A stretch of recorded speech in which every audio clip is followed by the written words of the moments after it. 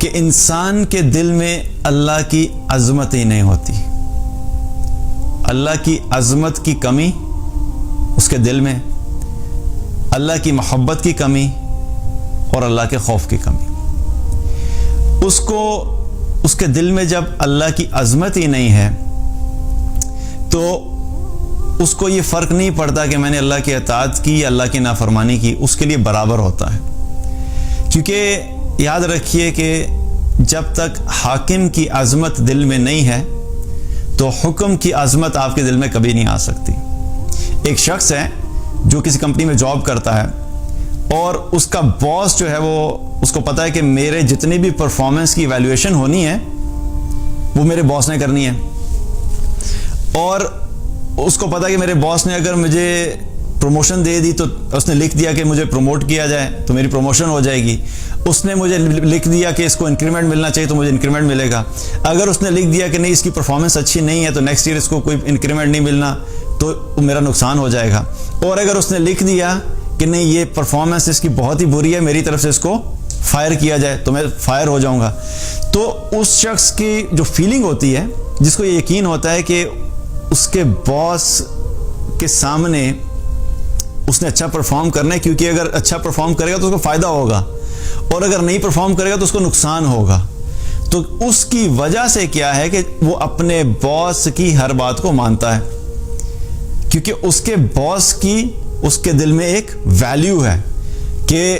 اگر میں نے اچھے طریقے سے پرفارم کیا تو میرا باس میرے لیے بینیفیشل ہو سکتا ہے، اور اگر میں نے نہیں کیا تو میرا بہت بڑا نقصان ہو سکتا ہے. تو اس وجہ سے کیا ہے کہ وہ جب باس کی اہمیت دل میں آ گئی تو پھر باس کے حکم کو بھی وہ ماننا اس کے لیے کیا ہوگا، آسان ہوگا. پھر اس کا باس کہتا ہے نہیں مجھے کل تم چاہیے یہاں سے لے کے تم لاہور صبح جاؤ اور میٹنگ کر کے واپس آؤ. تو انسان نکلتا ہے اسلام آباد سے میٹنگ کر کے واپس آتا ہے کہ اس کو پتا ہے کہ اگر میں اس کی بات نہیں مانی تو کیا ہوگا کہ میری پرفارمنس کے اوپر افیکٹ ہوگا. اسی طریقے سے جب اللہ کی عظمت ہمارے دل میں ہوتی ہے کہ میرا ایک رب ہے جس نے مجھے اس دنیا میں کسی مقصد سے بھیجا ہے، اور جب وہ ہمارے دل میں ہوتا ہے اس چیز کا یقین اور اس چیز کا ایک عظمت ہوتی ہے کہ میں نے ایک دن اللہ کے سامنے واپس جانا ہے اور مجھے واپس جا کے اپنے سوالوں کی جواب دہی کرنی ہے، تو پھر انسان اپنے آپ کو اللہ کی نافرمانی سے دور رکھتا ہے.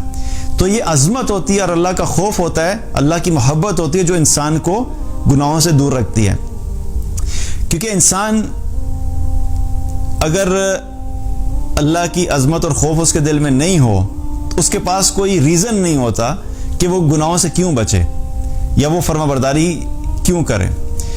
اور یہی ریزن جو ہے انسان کو پھر گناہوں سے روکتا ہے. جب اس کے دل میں ایک خیال ہوتا ہے نا کہ میرا ایک رب ہے جو مجھے ہر وقت دیکھ رہا ہے، چاہے دنیا میں کوئی بھی مجھے نہیں دیکھ رہا لیکن میں نے جس کے پاس واپس جانا ہے وہ مجھے دیکھ رہا ہے، تو پھر انسان اپنے آپ کو گناہوں سے دور رکھتا ہے. اسی وجہ سے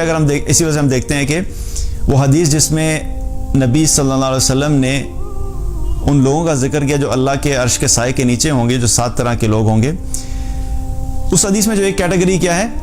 کہ ایک وہ شخص ہوگا کہ جس کو حسب نسب والی خوبصورت حسین و جمیل عورت نے گناہ کی دعوت دی اور اس نے یہ کہہ کے اس کو انکار کر دیا کہ میں اللہ سے ڈرتا ہوں، انی اخاف اللہ، میں اللہ سے ڈرتا ہوں.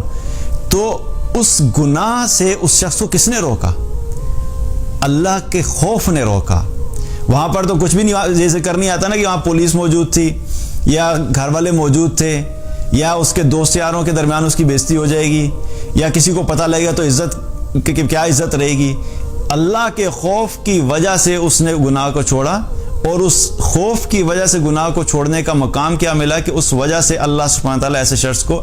شخص کو قیامت والے دن اپنے عرش کا سایہ نصیب کرے گا. تو یہ خوف ہے، اور یہ خوف بھی حقیقت میں کیا ہوتا ہے کہ انسان کے دل میں یہ خوف ہوتا ہے کہ میرا ایک رب ہے